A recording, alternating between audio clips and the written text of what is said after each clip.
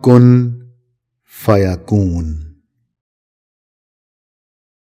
جس وقت اللہ تعالیٰ نے لفظ کن کہا تو ازل سے ابد تک جو کچھ جس طرح اور جس ترتیب کے ساتھ وقوع میں آنا تھا آ گیا۔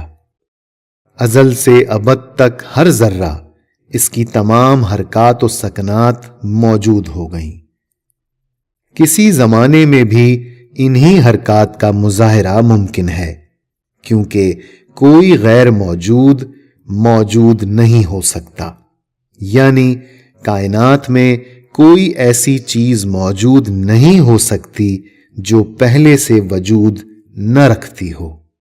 انسان جب کسی زاویے کو صحیح طور پر سمجھنا چاہتا ہے تو اس کی حیثیت غیر جانبدار یا عدالت کی ہوتی ہے، اور وہ بحیثیت عدالت کبھی فریق نہیں ہوتا۔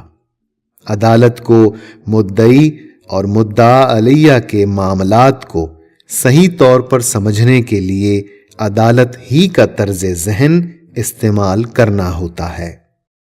اس کے معنی یہ ہوئے کہ ایک طرز ذہن فریق کا ہے اور ایک طرز ذہن عدالت کا ہے۔ ہر شخص کو طرز فکر کے دو زاویے حاصل ہیں، ایک زاویہ بحیثیت اہل معاملہ اور دوسرا زاویہ بحیثیت غیر جانبدار۔ جب انسان بحیثیت غیر جانبدار تجسس کرتا ہے تو اس پر حقائق منکشف ہو جاتے ہیں۔ تجسس کی یہ صلاحیت ہر فرد کو ودیعت کی گئی ہے تاکہ دنیا کا کوئی طبقہ معاملات کی تفہیم اور صحیح فیصلوں سے محروم نہ رہ جائے۔ انسان کسی غیر جانبدار زاویے سے حقائق کو سمجھنے کی کوشش کرے تو قانون لوح محفوظ کے تحت انسانی شعور، لاشعور اور تحت اللاشعور کا انتباہیہ، کسی چیز کا معنی و مفہوم اور تصویر ذہن میں آنا، نقش معلوم کرنے میں کامیاب ہو جاتا ہے۔ انتباہ وہ نقش ہے جو بصورت حکم اور بشکل تمثال، یعنی کسی چیز کو مثال کے ذریعے ٹکڑوں میں بیان کرنا، لوح محفوظ سطح کلیات پر کندہ ہے۔ اس ہی کی تعمیل من و ان اپنے وقت پر ظہور میں آتی ہے۔ شعور کا یہ قانون ہے کہ اس دنیا میں انسان جتنا ہوش سنبھالتا جاتا ہے اتنا ہی اپنے ماحول کی چیزوں میں انہماک پیدا کرتا جاتا ہے۔ اس کے ذہن میں ماحول کی تمام چیزیں اپنی اپنی تعریف اور نوعیت کے ساتھ اس طرح محفوظ رہتی ہیں کہ جب اسے ان چیزوں میں سے کسی چیز کی ضرورت پیش آتی ہے تو بہت آسانی سے اپنی مفید مطلب چیز تلاش کر لیتا ہے۔ معلوم ہوا کہ انسانی شعور میں ترتیب کے ساتھ زندگی کے مختلف شعبوں کے استعمال کی چیزیں اور حرکات موجود رہتی ہیں۔ گویا ماحول کا ہجوم انسانی ذہن میں پیوست ہے۔ ذہن کو اتنی مہلت نہیں ملتی کہ شعور کی حد سے نکل کر لاشعور کی حد میں قدم رکھ سکے۔ یہاں ایک اصول وضع ہوتا ہے کہ جب انسان یہ چاہے کہ میرا ذہن لاشعور کی حدوں میں داخل ہو جائے تو اس ہجوم کی گرفت سے آزاد ہونے کی کوشش کرے۔ انسانی ذہن ماحول سے آزادی حاصل کر لینے کے بعد شعور کی دنیا سے ہٹ کر لاشعور کی دنیا میں داخل ہو جاتا ہے۔ ذہن کے اس عمل کا نام استغنا ہے۔ یہ استغنا اللہ تعالیٰ کی صفت صمدیت کا عکس ہے، جس کو عرف عام میں انخلاء ذہنی کہتے ہیں۔ اگر کوئی شخص اس کی مشق کرنا چاہے تو اس کے لیے کتنے ہی ذرائع اور طریقے ایسے موجود ہیں جو مذہبی فرائض کا درجہ رکھتے ہیں۔ ان فرائض کو ادا کر کے انسان खाली ज़हन होने की महारत हासिल कर सकता है। सुलूक की राहों में जितने असबाक पढ़ाए जाते हैं, इन सब का मकसद भी इंसान को खाली ज़हन बनाना है। वो किसी वक्त भी इरादा करके खाली ज़हन होने का मुराकबा कर सकता है। मुराकबा एक ऐसे तसव्वुर का नाम है जो आंखें बंद करके किया जाता है।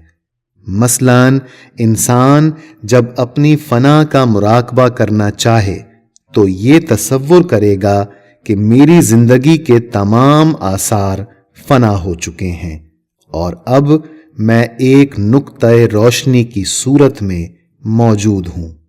यानी आंखें बंद करके ये तसव्वुर करे कि अब मैं अपनी जात की दुनिया से बिल्कुल आजाद हूं। सिर्फ उस दुनिया से मेरा ताल्लुक बाकी है जिसके अहाते में अजल से अबद तक की तमाम सरगर्मियां मौजूद हैं। चुनाचे कोई इंसान जितनी मश्क करता जाता है, इतनी ही लौहे महफूज की इंतबाइयत इसके जहन पर नक्श होती जाती है। रफ्ता रफ्ता वो महसूस करने लगता है कि गैब के नकूश इस तरह वाक़े हैं और इन नकूश का मफहूम इसके शऊर में मुंतकिल होने लगता है। इंतबाइयत का मुतालिया करने के लिए सिर्फ चंद रोज़ा मुराकबा काफ़ी है। जू रूहानियत की एक इस्तिलाह है। इसमें वो हकाइक बयान किए जाते हैं जो तख्लीक से मुताल्लिक हैं। जू तसव्वुफ की ज़ुबान में मौजूदात का ऐसा मजमुआ है जो अल्लाह ताला की सिफ़ात के खद्दो खाल पर मुश्तमिल है। जू लौहे महफूज दोयम कहलाती है, इसलिए कि वो लोहे अव्वल यानी लोहे महफूज के मतन की तफसील है। लोहे महफूज कायनात की तख्लीक से मुताल्लिक अल्लाह ताला के अहकामात का मजमुआ तस्वीर है।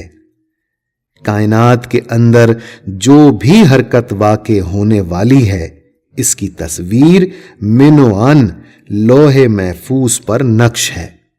अल्लाह ताला ने इंसान को इरादे का इख्तियार अता किया है। जब इंसानी इरादों की तस्वीर लोहे महफूज की तस्वीर में शामिल हो जाती हैं, इस वक्त लोहे अव्वल लोहे दोयम की शक्ल इख्तियार कर लेती है। इस ही लोहे दोयम को सूफिया अपनी जुबान में जू कहते हैं। यानी लोहे महफूज पहला आलम तमसाल है और जू दूसरा आलम तमसाल है, जिसमें इंसानी इरादे भी शामिल हैं। पहले अल्लाह ताला की वो तारीफ बयान करना जरूरी है जो कुरान पाक में की गई है। कुल हुवल्लाहु अहद अल्लाहुस समद लम यलिद वलम यूलद वलम यकुल लहू कुफुवन अहद। तर्जुमा, ए पैगंबर सल्लल्लाहु अलैहि वसल्लम, कह दीजिए अल्लाह एक है, बेनियाज है, ना किसी ने इसको जना, ना इसने किसी को जना, और ना इसका कोई खानदान है। यहां अल्लाह ताला की 5 सिफात बयान हुई हैं। पहली सिफ्त वहदत यानी वो कसरत नहीं। दूसरी सिफ्त बेनियाजी यानी वो किसी का मोहताज नहीं। तीसरी सिफ्त ये कि वो किसी का बाप नहीं। चौथी सिफ्त ये कि वो किसी का बेटा नहीं। पांचवी सिफ्त ये कि इसका कोई खानदान नहीं। ये तारीफ खालिक की है और खालिक की जो भी तारीफ होगी मखलूक की तारीफ के बरअक्स होगी, या मखलूक की जो भी तारीफ होगी खालिक की तारीफ के बरअक्स होगी। अगर हम खालिक की तारीफाती हदों को छोड़कर मखलूक की तारीफ बयान करें तो इस तरह कहेंगे कि खालिक वहदत है तो मखलूक कसरत है। خالق بے نیاز ہے تو مخلوق محتاج ہے۔ خالق باپ نہیں رکھتا تو مخلوق باپ رکھتی ہے۔ خالق کا کوئی بیٹا نہیں لیکن مخلوق کا بیٹا ہوتا ہے۔ خالق کا کوئی خاندان نہیں لیکن مخلوق کا خاندان ہونا ضروری ہے۔